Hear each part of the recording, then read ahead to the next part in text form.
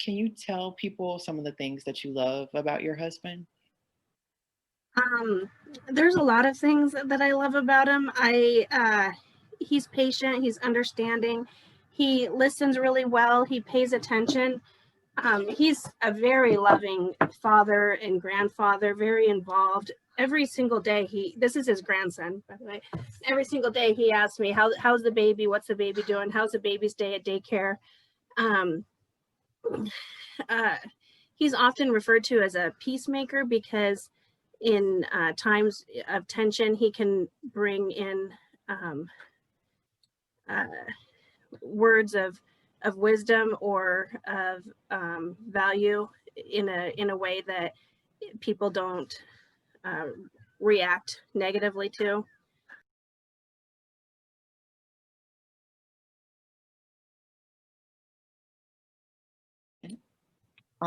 Jeannie, do you mind just backing us up and kind of explaining what the concerns are with Leondis? Sure.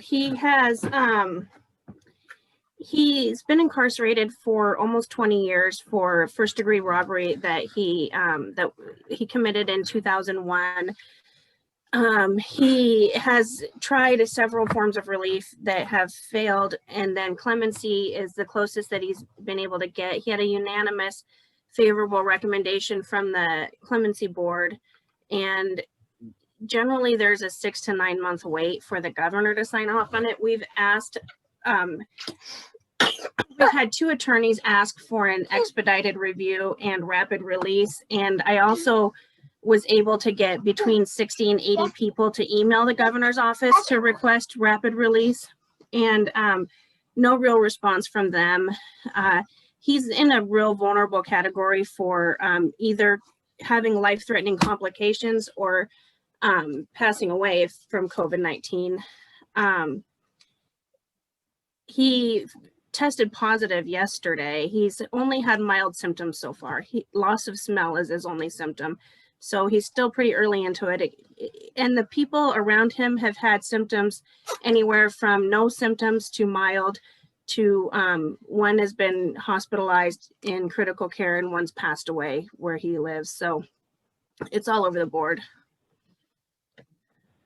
Thank you for just giving us that context, Jeannie. He's being housed in the visit room, which is kind of like a school cafeteria. It's just a big room, and so they're all kind of warehoused and mats on the floor. There's no real facilities for shower or phone or Wi-Fi for us to be able to send internet messages back and forth. So I've heard that every once in a while, maybe once a week, they'll wheel in 2 phones and everybody will get around 10 minutes on the phone. So we never know when that's going to be. And I'm concerned that, I can't really help him monitor his symptoms. I don't know if he has a fever. I don't know if he's short of breath. I don't know if he's struggling. He can't have me call and advocate for him because I don't really know what's going on. Got it. And I love that little baby in the red jumper. Just in terms of kind of painting a picture for people who maybe don't have a loved one in prison, what is it like for folks inside during the pandemic? They're isolated. Their connection is limited. Their contact is limited. They haven't had in-person visits since March of this year, and that was in an effort to not get COVID-19 inside the prisons. But as we can see, it's happened anyways, and so there's a lot of depression, mental health going on, and they just don't have the resources to be able to help everybody with that. When you're thinking about what would be the best outcome for your family and for your husband, what are some of the things that you're hoping for? Best outcome, I feel like, would be for him to be released into with the family, and he could get either outside medical care or rest or be taken care of at home. he has a place to come to. He has a job when he recovers from being sick. He's not a risk to the community as far as recidivism, I don't think, because he has such big stable support systems in place. Got it.